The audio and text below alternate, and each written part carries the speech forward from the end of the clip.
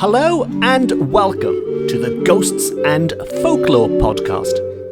I'm Mark Rees, and on each episode, I investigate a different, weird, and wonderful subject. And on this episode, we are going to go in search of a classic ghost, a good old-fashioned lady in white. Yes, a white lady, and more specifically, we are going in search of the infamous and much cited White Lady of Oystermouth Castle in Swansea. Because when the shades of night fall on Oystermouth Castle, one of the city's more mysterious inhabitants emerges from the shadows to peer out over the village of Mumbles.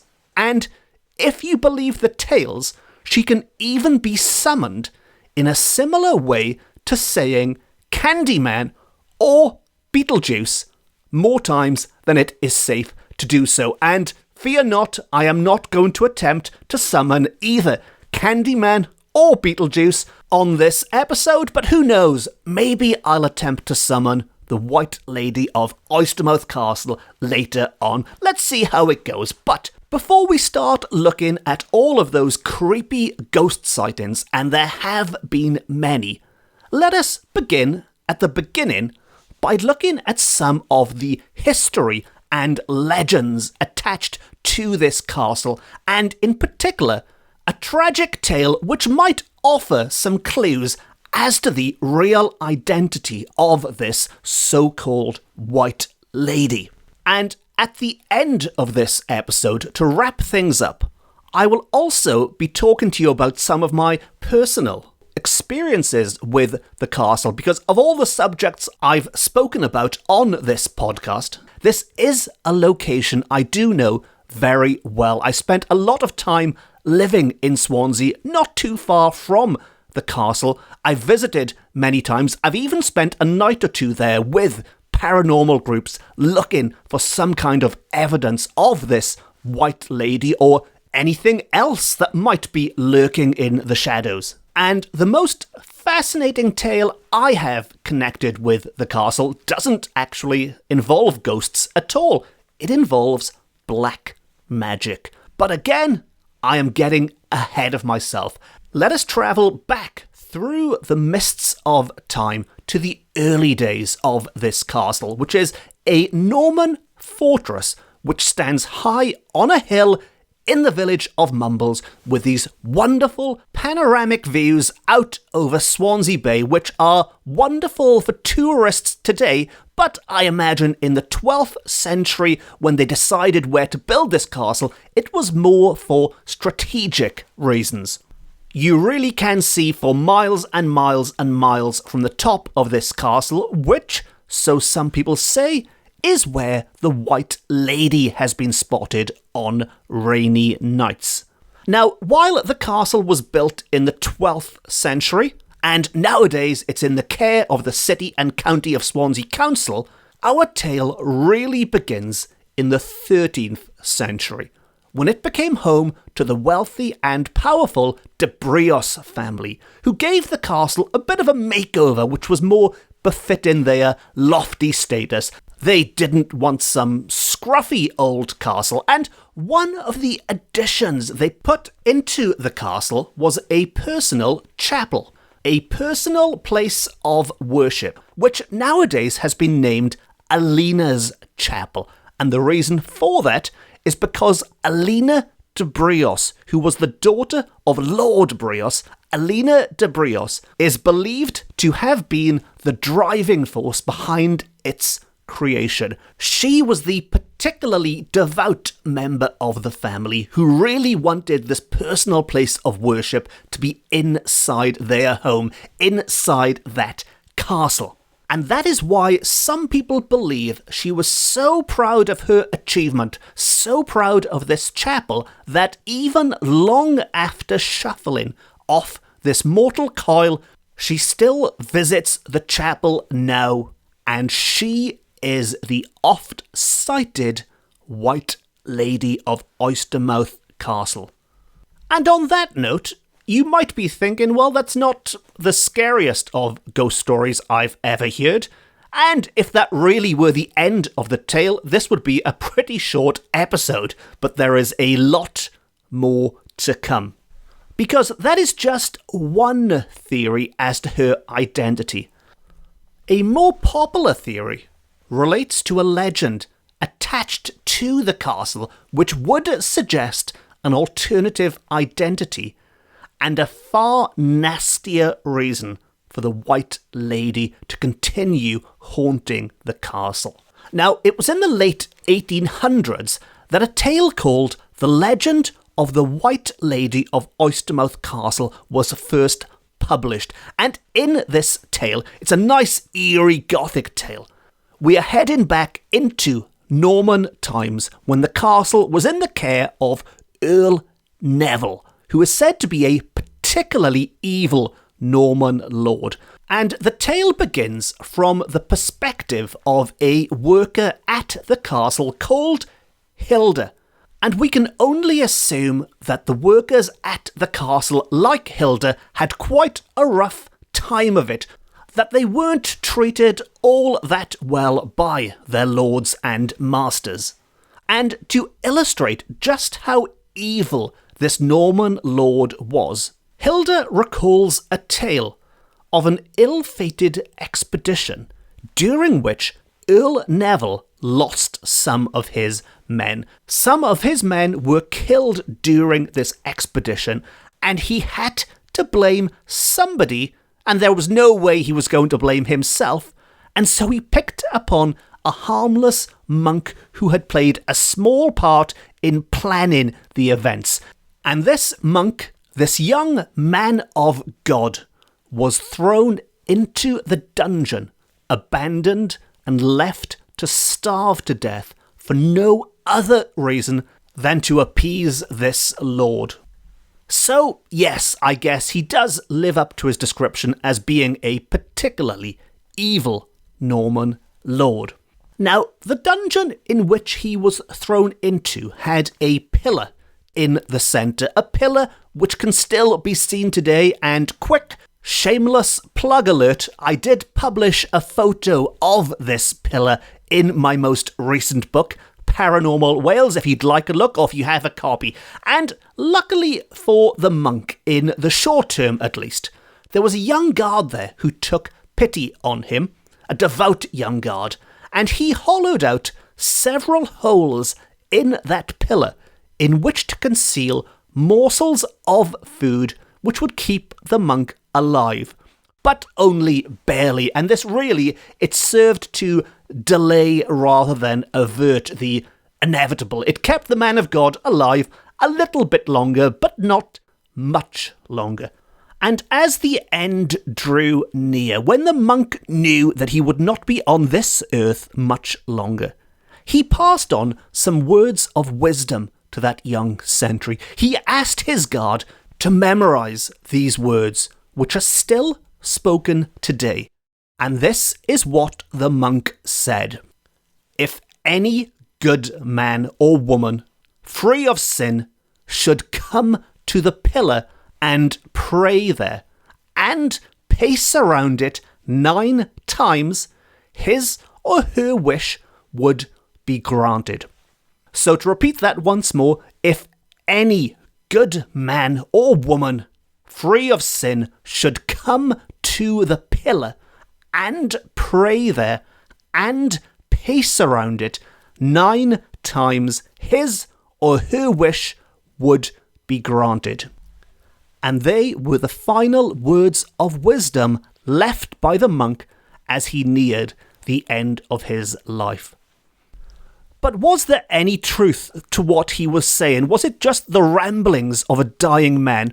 Or could you go into the dungeon and pray and walk around this pillar and get your wishes granted? Well, nobody had really risked finding out. Nobody fancied being thrown into the dungeon to test it. And so it remained as a nice legend.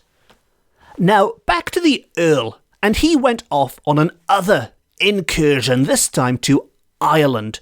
And while he was there, he burnt down a bishop's palace, something which should have been off limits to anyone. Even at wartime, you don't go burning down and looting the palace of a bishop or any sacred site. But as mentioned, this was a particularly evil Norman lord. Neville burnt down the bishop's palace, killed every person who was there except for one. He took one captive, the bishop's niece, who he kept alive because he had taken a fancy to her, and he decided he was going to take her back to Wales and marry her. And despite all of her pleading and praying and protestations, get married they did. As you would imagine, she was desperately unhappy, and she was treated appallingly by her new husband. Nevertheless, she put on a brave face in public in front of the workers and in front of Hilda, who was particularly close to her and fond of her. And her kind nature did endear her to pretty much everyone working in the castle. And they had a nickname for their new Irish mistress, and that was the White Lady. Yes, the White Lady, because of her pristine white clothing. She always had a smile on her face for the workers and was always dressed immaculately in white. Now, as mentioned, Hilda was particularly fond of the White Lady and really did want to try and help her, to try and put an end to her torment. And while it had never been tested, and while it might just be an old legend, she decided to reveal the monk's prophecy to her.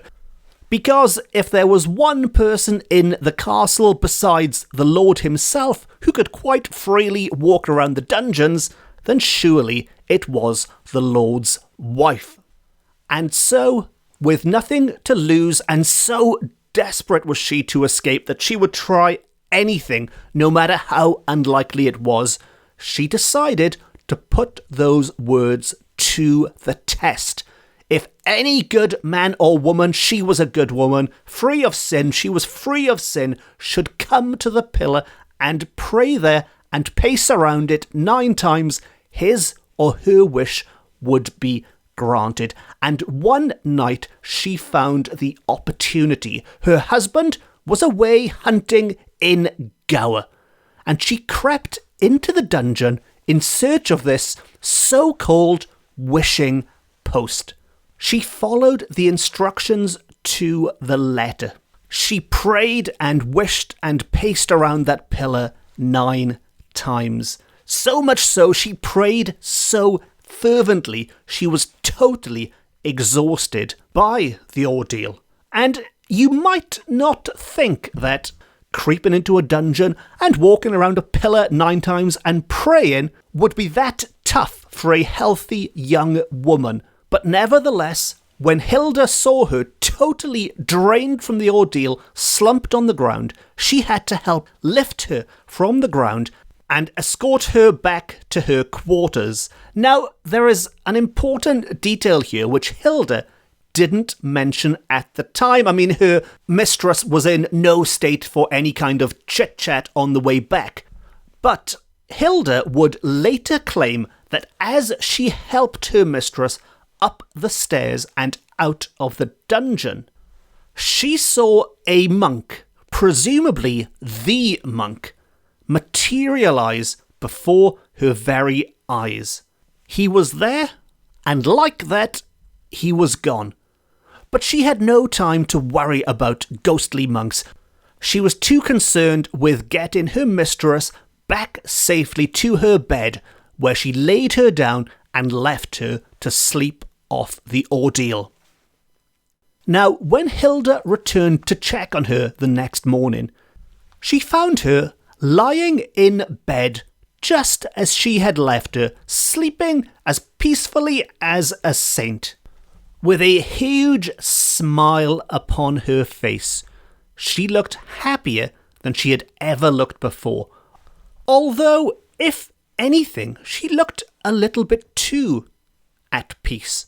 And when she looked closer, she realised that something had gone terribly wrong, or terribly right, depending on how you want to look at it, because her mistress's wish had indeed come true. It had been granted, but not quite in the way that anyone had expected. She was finally free from her nightmare, and she was at peace. She was also dead.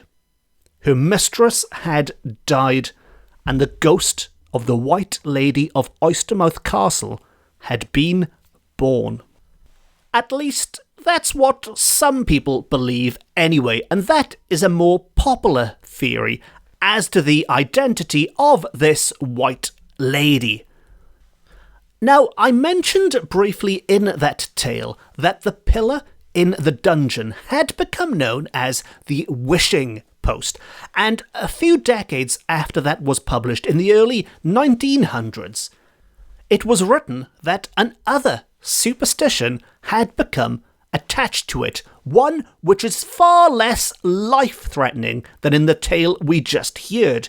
In fact, this pillar was now being used by lovesick youngsters in search of a sweetheart who, while wishing for a lover, walked around the pillar 9 times, so it's still 9 times, but this time you stick a pin into it while looking at the wall, after which, apparently, the lady in white will appear. That's all you have to do. Walk around it 9 times, sticking a pin in it and looking at the wall, and she will appear. But there's also a far nastier tale attached to that pillar, which we will get to soon, and despite my many visits, I am ashamed to say, I'll hold up my hands and say, I have never actually tested that myself. I keep forgetting a pin. That's my excuse anyway. I keep forgetting a pin to take with me. But one paranormal investigator who did put it to the test, and he's a regular on this podcast, and that is the late great Peter Underwood, who wrote that in the 1970s when he tested it. Sadly, for me, she did not oblige, and if she isn't going to appear for Peter Underwood, I doubt she'll appear for me. But while he was there, Peter Underwood did record some testimonies from some locals who did believe they had seen the White Lady, and not necessarily inside the castle, but also on the grounds. And their descriptions would suggest that rather than being a wishing post, it was, in fact, a whipping post. Maybe wishing was a typo, but as far as they are concerned, it was a whipping post. And this would suggest that whoever this White Lady might have been came to a far grislier end than just going to sleep peacefully. In one of these more recent accounts, it was during a family picnic on the grounds of the castle that a pair of children came across a woman sobbing behind a tree. Their father investigated and noticed that she was in floods of tears, but unusually, she made no sound. She was crying, but you couldn't hear the sobbing. And when she turned to leave with her back to this man, he saw that her clothing had been ripped to shreds, and there was blood flowing from the lacerations marking her body. It's a horrible, graphic description, and with that, she was gone. She disappeared as quickly as she had appeared, but they weren't alone in seeing this apparition, and a 10-year-old boy with no connection with the family also reported seeing something very similar. Now, on another occasion, a young couple were looking for, let's say, a little privacy underneath one of these trees. And if you aren't familiar with the grounds of the castle, there are some large, wonderful trees there which do offer some great cover in the summer months. And as they were looking for just the right tree, they heard the sound of crying. And then they noticed a woman in white with her head in her hands who walked behind one of the trees but did not re-emerge on the other side. And when they went to investigate, they realised that she had disappeared. A dog walker, meanwhile, once found his pooch petrified, his dog frozen to the spot and just staring at something. The dog was staring at something in the direction of the castle.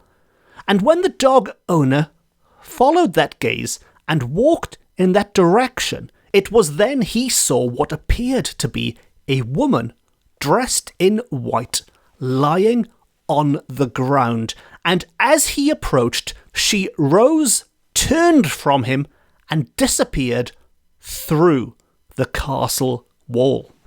And what I find very interesting about these more recent sightings, these more contemporary sightings, one of which I was told just last year when somebody saw what they thought was the White Lady on the battlements looking out, is that they don't really tally with the historical tales or the legends attached to the castle.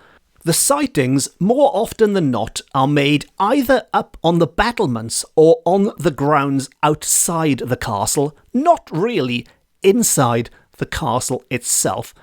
And those who claim to have gotten up close and had a real good look at this supposedly White Lady seem to think she is somebody in a lot of distress. She appears to be crying in a lot, if not all, of these reports.